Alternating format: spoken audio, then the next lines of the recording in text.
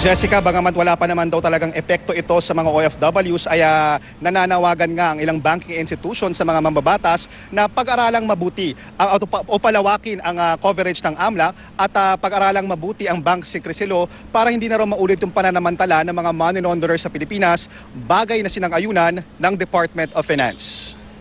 Unless there are exceptions. Dahil putok na putok na ang $81 million money laundering case sa Pilipinas, natatakot ang grupo ng OFW sa malaking epekto raw nito sa remittances nila o perang pinapadala sa mga pamilya dito. Hindi raw kasi malayo na pagdudahan ng mga dayuhan ang mga bangko at remittance company na mula sa Pilipinas. Pangamba pa ng grupong migrante, baka tumaas ang service fee o remittance fee na sinisingil sa mga OFWs. Magtaas lang daw kasi ng $1 ang charge, may malaking epekto na sa OFWs at kaanak na nasa Pilipinas.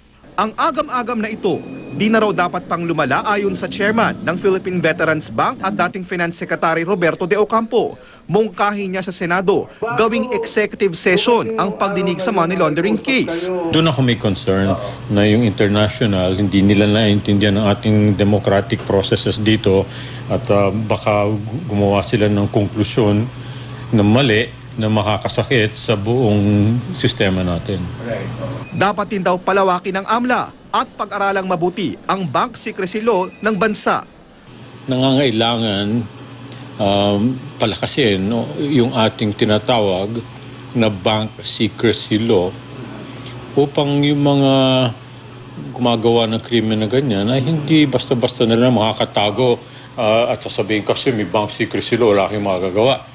Suportado naman ng Department of Finance ang pagpapalawak ng sakop ng AMLAC, partikular sa mga casinos. I support expanding the coverage of AMLA, not just to casinos, but I've been advocating, for example, making tax evasion a predicate crime.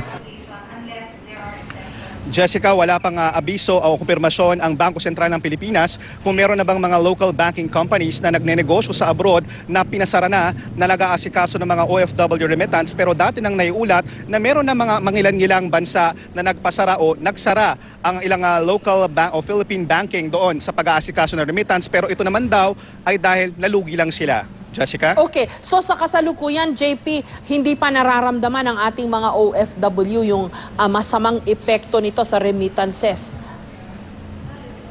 Jessica, hindi pa nararamdaman. In fact, yung pagpapadala naman ng mga OFWs, dahil relatively napakaliit lang naman ito, kadalasan daw ayon sa migrante, padala lang naman dyan $1,000, minsan $800.